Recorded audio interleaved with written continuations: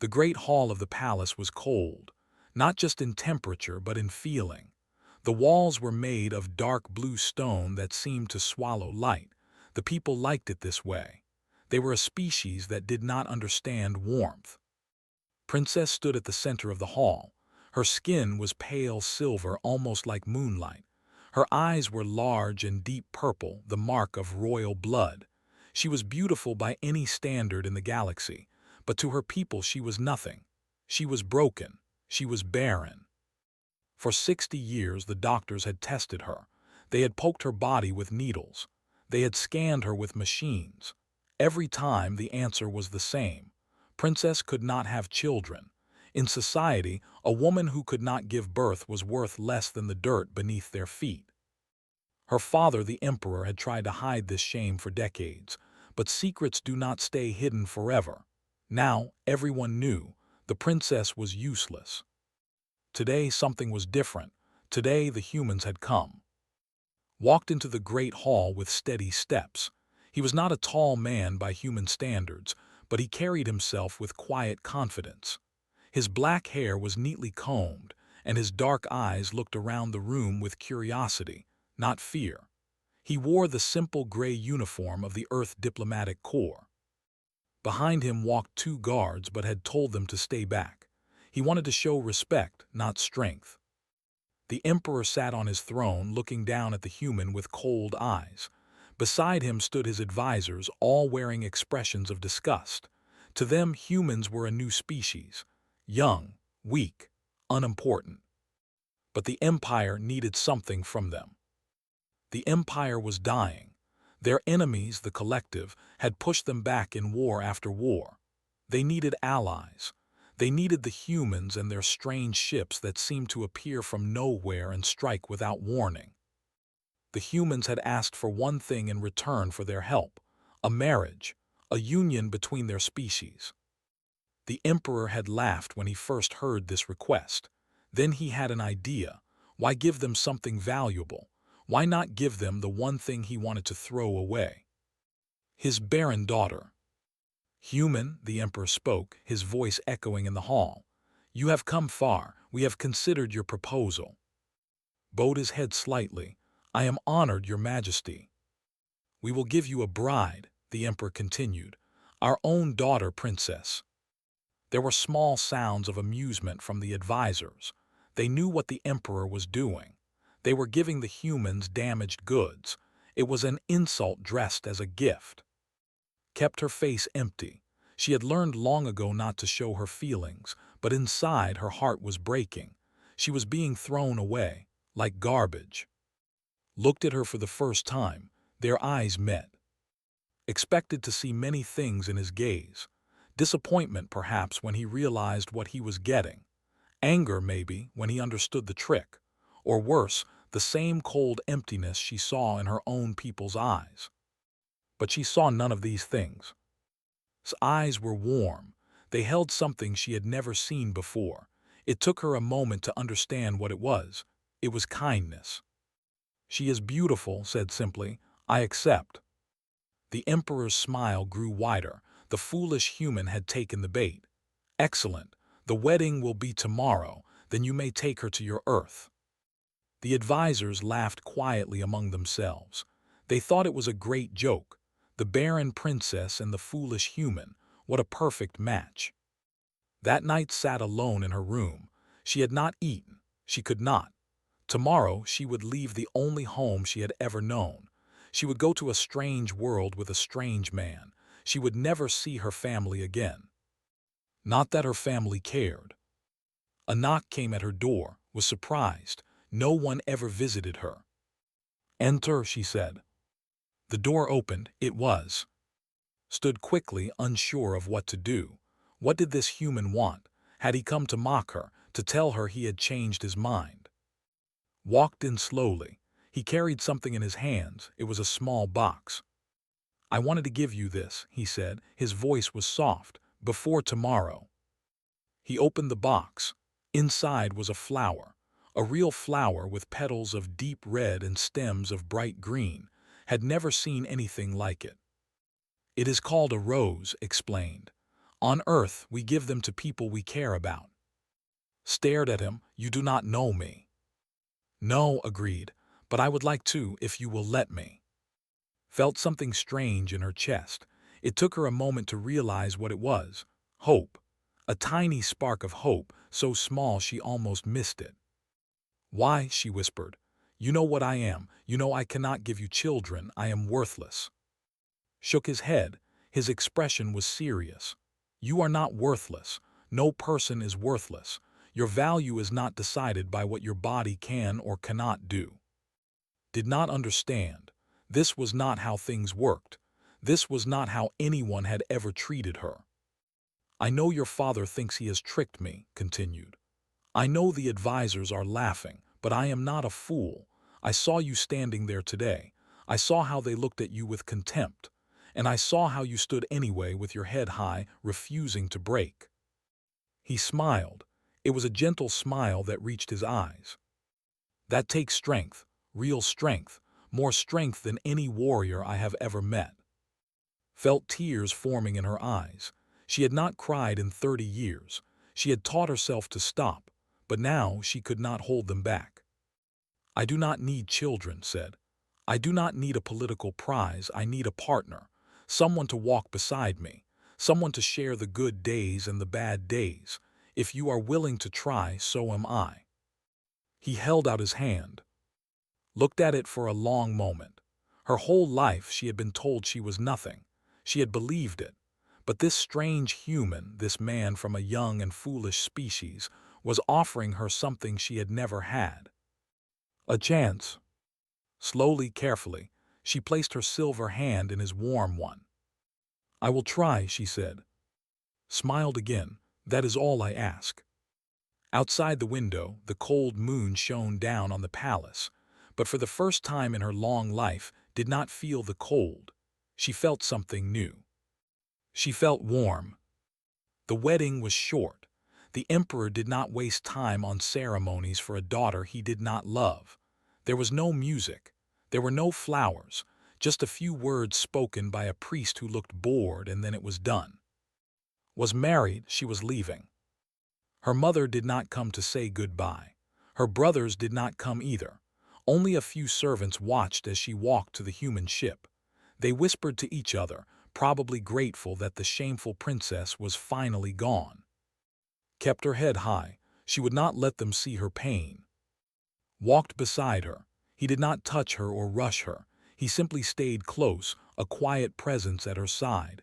When they reached the ship, he turned to her. Are you ready? He asked. Looked back at the palace one last time. 63 years she had lived there. 63 years of cold walls and colder hearts.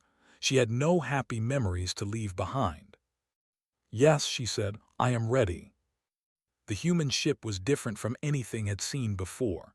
Ships were cold and efficient, all sharp angles and dark metal.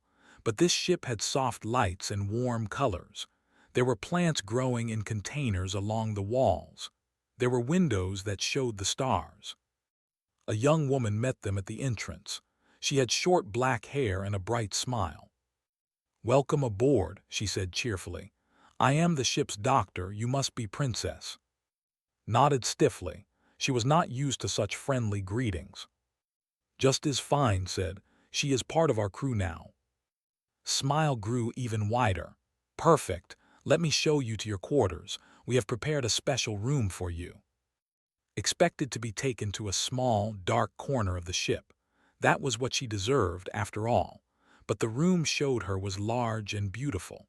There was a real bed with soft blankets. There were paintings on the walls showing green fields and blue skies. There was even a small fountain with water flowing over smooth stones. Told us you have lived in a cold place your whole life, explained. He asked us to make this room as warm and comfortable as possible. Turned to look at. He stood in the doorway, looking slightly embarrassed. I hope it is acceptable, he said. If there is anything you do not like, we can change it. Did not know what to say. No one had ever done anything like this for her. It is acceptable, she managed. Smiled. Good. I will leave you to rest. The journey to Earth will take 3 weeks, Please let any of the crew know if you need anything." He left and was alone. She sat on the bed. It was soft, softer than anything she had ever felt. She touched the blankets. They were warm. She looked at the paintings of green fields and wondered if Earth really looked like that. Then, for the second time in 2 days, she cried. The first week was difficult, did not know how to act around the humans. She kept waiting for them to show their true nature, to become cold, to become cruel, to treat her the way her own people had treated her. But they did not. The crew members smiled at her when they passed in the hallways.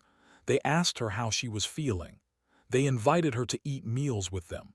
At first, refused. She was not worthy of their company. But they kept asking again and again until finally she said yes. Human food was strange. It was full of colors and flavors she had never experienced. Food was designed only for nutrition, not for pleasure. But human food was different. It was made to be enjoyed. "Try this," said the ship's cook. He was a round man with a loud laugh. "It is called kimchi stew, my grandmother's recipe." Took a small bite. Heat exploded in her mouth. Her eyes went wide. The humans around the table laughed, but it was not cruel laughter. It was friendly. "Too spicy?" asked with a grin. Shook her head. "No, it is. Good, very good." His face lit up with joy. "She likes it. I told you she would like it." Sat across from her, watching with a small smile. He did not say much, but his presence was comforting. Every day he made time to sit with her. Sometimes they talked. Sometimes they sat in comfortable silence. He never demanded anything from her. He simply wanted to be near her. One evening, found him in the observation room, looking at the stars. "May I join you?" she asked. "Of course." She sat beside him. For a long moment they watched the stars together. "Can I ask you something?" said finally. "Anything." "Why did you really accept me?" She turned to look at him. "The truth. I want to know the truth." Was quiet for a moment, then he spoke. "When I was young, my village was destroyed by war. I was the only survivor. Everyone I knew was gone. I was alone." Listened in silence. "For many years I believed I was worthless. I believed I had no purpose. I pushed everyone away. I thought that if people got close to me, they would see how broken I was." He looked at her, and she saw old pain in his eyes. "But then someone was kind to me. A teacher took me in. He did not care about my past or my pain. He simply saw a person who needed help. He showed me that my worth was not decided by what had happened to me. It was decided by what I chose to do next." Reached out and gently took her hand. "When I saw you in that hall, I saw myself. I saw someone who had been told they were nothing, someone who was being thrown away. And I thought, maybe I could be for you what my teacher was for me. Maybe I could show you that you are worth more than they told you." Felt her heart beating fast. No one had ever understood her like this. No one had ever tried. "What if I disappoint you?" she whispered. "What if I cannot be what you hope?" Shook his head. "You could never disappoint me. You are already more than I hoped. Every day I watch you trying to understand us. I watch you eating our strange food and talking to our crew. I watch you facing a completely new world with courage. You are remarkable. You always have been. You just did not have anyone to tell you." Felt tears again, but this time they were not tears of sadness. They were tears of something else, something warm and unfamiliar.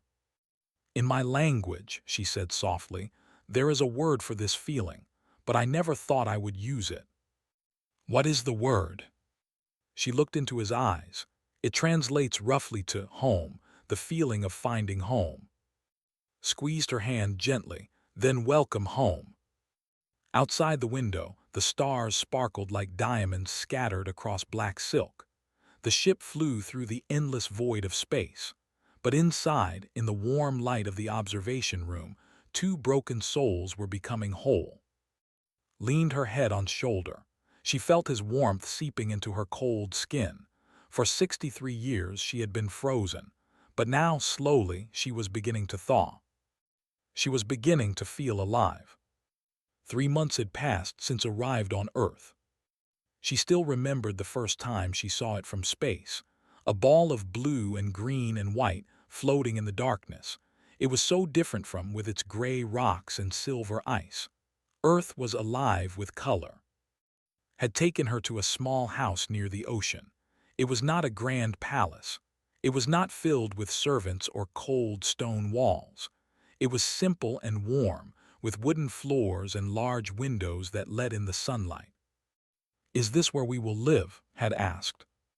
"If you like it," Had replied. "If you do not, we can find somewhere else." Had walked through the room slowly. There was a kitchen where could cook. There was a garden where flowers grew. There was a bedroom with a soft bed and curtains that moved gently in the wind. "I like it," she had said. "I like it very much." And so they had begun their life together. Every day brought new wonders, showed her the ocean, and she felt the cool water on her feet for the first time. He took her to the mountains, and she breathed air that smelled of pine trees and earth. He brought her to markets where people sold food and clothes and art, all shouting and laughing and living. Earth was loud and messy and beautiful, loved it. But the greatest wonder was himself. He was patient with her. When she did not understand something, he explained it again and again until she did. When she made mistakes, he did not get angry. He laughed and helped her fix them. When she felt sad or lost, he held her and told her everything would be okay. They had become true partners, true companions, and somewhere along the way, without either of them noticing exactly when it happened, they had fallen in love. It was a quiet love, not the dramatic passion of stories, but something deeper. It was built on small moments, a shared meal, a walk on the beach, a look across the room that said more than words ever could.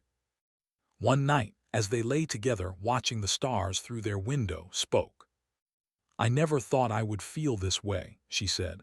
"I never thought I could feel this way." Pulled her closer. "Neither did I." "Thank you," she whispered, "for everything." He kissed her forehead. "Thank you for giving me a chance."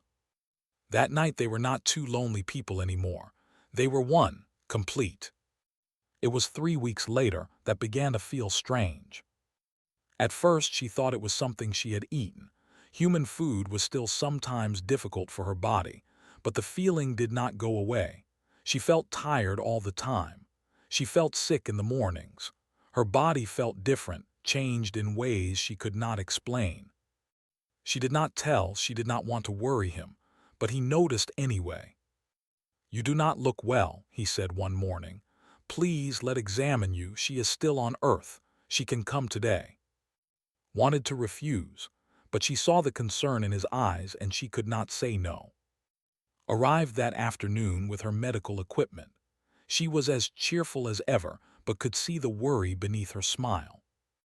"Lie down here," said, pointing to a bed she had set up. "I am going to do some scans. It will not hurt." Lay down. She felt the strange sensation of the machine moving over her body. She watched his face, looking for any sign of what she was finding. At first its expression was calm, professional, but then slowly it changed. Her eyes went wide, her mouth fell open.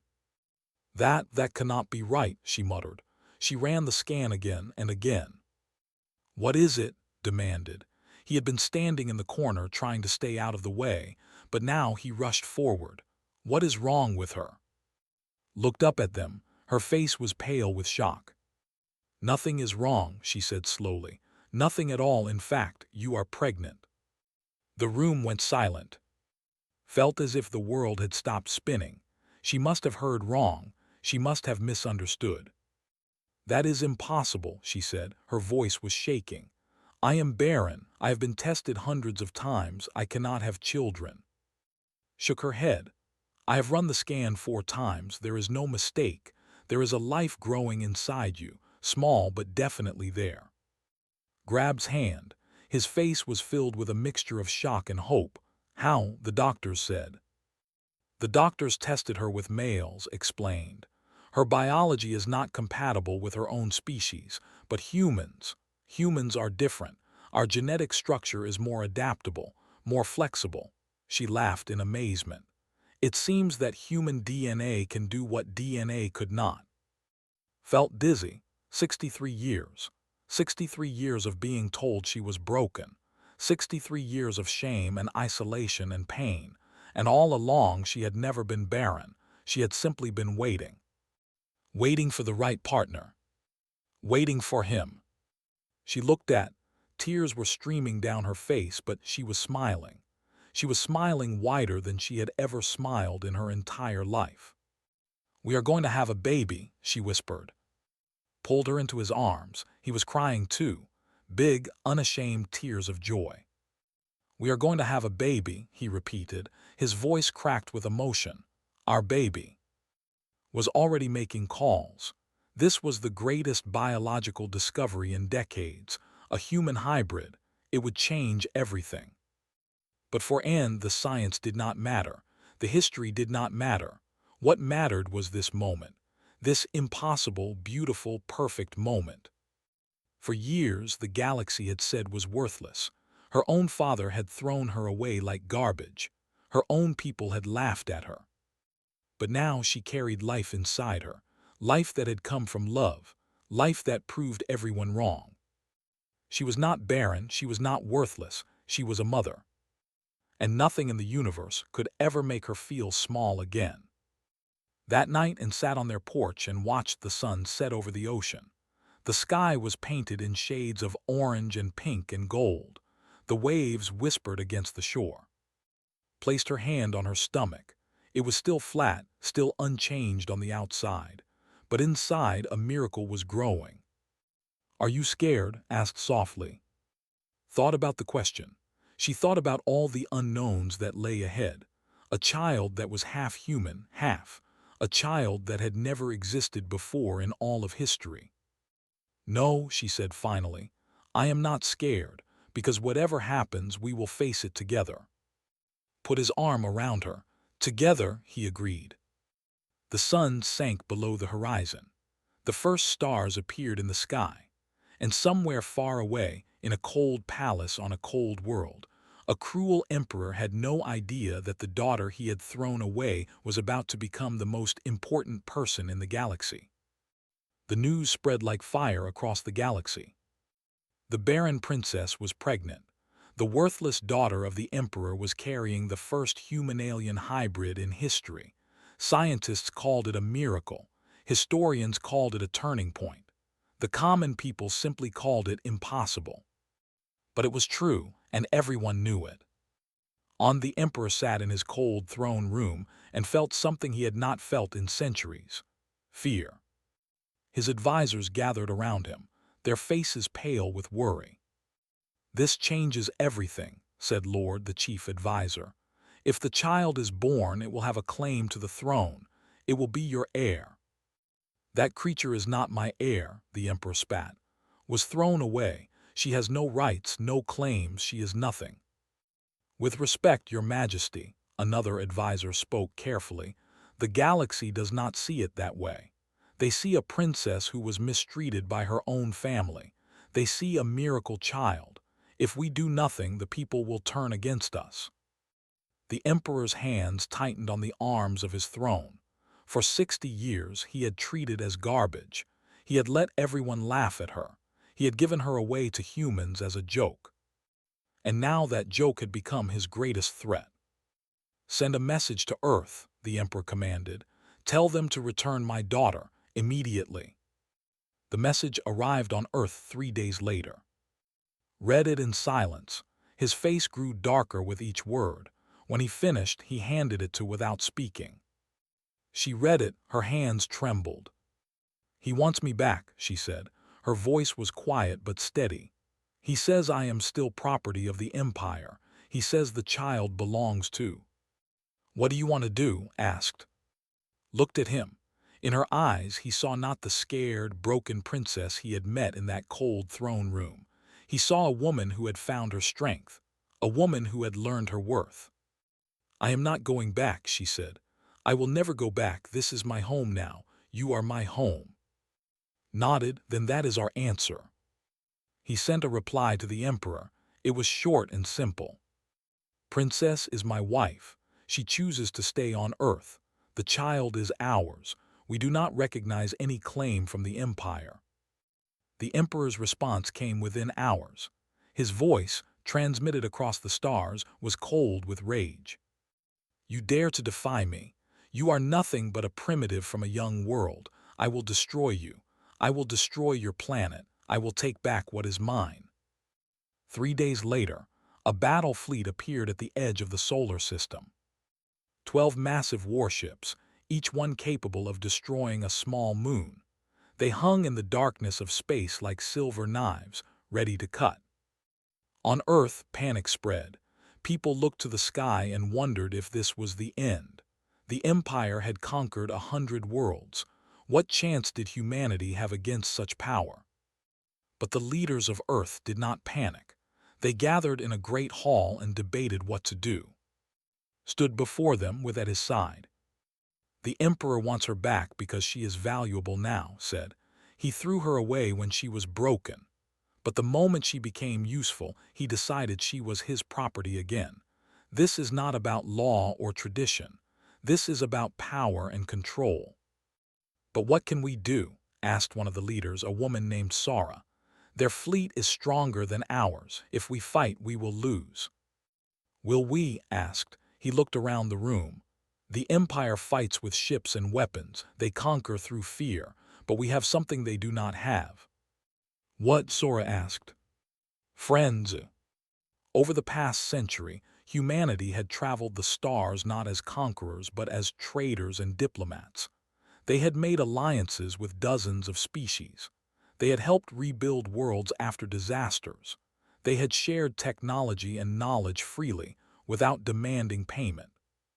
Now called on those friends. The response was immediate. First came their massive green ships appearing from the void. They were a species humanity had helped during a great famine. They had not forgotten. Then came the small but fierce. Humans had defended their home world from pirates when no one else would. They remembered. Then the ship after ship arrived, until the fleet surrounding Earth was 3 times larger than the force. The Emperor watched from his flagship. For the first time in his long life, he felt true fear. This was not supposed to happen. Humans were supposed to be alone. Humans were supposed to be weak. How had they gathered such an alliance? A message came from the human fleet. It was not from any general or leader. It was from Your Majesty's voice was calm. You see before you the answer to your question. You asked what chance humanity has against your power. This is your answer. Not one species stands against you today, but many. Not because we threatened them or conquered them, but because we helped them. We treated them with kindness and respect, something you never did. The Emperor said nothing. His hands gripped his throne. Is not your property, continued. She is not a thing to be thrown away and taken back whenever you decide. She is a person. She has made her choice. She chooses to stay with me, and every ship you see before you is here to protect that choice. The silence stretched on for a long moment. Then slowly the fleet began to move, not forward, backward. One by one, the great silver warships turned and retreated into the darkness of space. The Emperor had lost, not to a battle but to something he had never understood: compassion, loyalty, love. On Earth people cheered. They danced in the streets and cried tears of joy. The threat was gone. They were safe. But for the victory was something more. It was proof. Proof that she was worth fighting for. Proof that she was valued. Proof that she had finally found a place where she belonged. She stood on the porch of her little house by the ocean and watched the celebration lights fill the sky. Stood beside her, his arm around her waist. You saved me, she said softly. Shook his head. No, you saved yourself. The moment you chose to stay, the moment you refused to go back, you saved yourself. All I did was stand beside you. Turned to look at him. Her purple eyes were bright with tears and joy. In culture, there is no word for what you did today, she said. There is no word for standing beside someone not because you must, but because you choose to. There is no word for protecting someone with love instead of duty. She placed her hand over her heart. But I think I will make a new word, and I will teach it to our child, so they will know what their father did, so they will know what kind of man he is. Pulled her close. Above them the stars shone bright. The emperor had wanted to take everything from them. Instead, he had given them something priceless. A story to tell their children. A story about courage and love and the power of standing together. A story about what it truly means to be human. 9 months had passed since the fleet retreated. 9 months of peace, 9 months of waiting, 9 months of hope. Sat in the small bedroom of her house, her hands resting on her large belly. She could feel the baby moving inside her, kicking gently as if to say hello. She smiled and rubbed the spot where she had felt the movement. Soon, she whispered, very soon, little one. Appeared in the doorway. He looked tired but happy. For the past week he had barely slept. He was too excited, too nervous, too filled with wonder at what was about to happen. How are you feeling? He asked. Large, said with a small laugh. Very, very large. He sat beside her on the bed and took her hand. Outside, the ocean waves rolled against the shore, steady and calm. Are you scared? He asked. Thought about the question. She had thought about it many times over these 9 months. She was about to give birth to something that had never existed before. A child that was half human, half. A child that would be studied and watched and wondered at by the entire galaxy. A little, she admitted, but mostly I am excited. I cannot wait to meet her. They had learned the baby was a girl 3 months ago, had told them during one of her many checkups. Since then, they had been trying to choose a name. Have you decided? Asked. Nodded, I have. I want to call her. Smiled, it is perfect. In Korean meant one, but it also meant flower. A single, beautiful flower blooming in a vast universe. It was the perfect name for their daughter. The birth happened 2 days later. It was not easy. His body was different from human women, and there were moments when and the other doctors worried. But was strong, stronger than anyone knew. She pushed through the pain, holding his hand so tightly that his fingers turned white. And then finally, a cry filled the room. Lifted the baby up, her face glowing with joy. It is a healthy girl, she announced. A beautiful, healthy girl. She placed the baby in his arms. Looked down at her daughter for the first time. Skin was a soft lavender, lighter than silver but different from human pink. Her eyes were large and dark, like her father's, but with hints of purple around the edges. She had tiny fingers that curled around his thumb, holding on tight. She was perfect. Leaned in close, tears streaming down his face. Hello, he whispered. Hello, my daughter. The baby stopped crying. She looked up at her parents with curious eyes, as if she already understood how important she was, as if she already knew the weight of the future resting on her tiny shoulders. She is beautiful, breathed. She is the most beautiful thing I have ever seen. The news of his birth spread across the galaxy within hours. On 100 worlds, people gathered to watch the announcement. Scientists marveled at the biological miracle. Politicians debated what it meant for the future. Ordinary people simply smiled at the images of the tiny lavender baby, happy that something so good could exist in a universe often filled with darkness.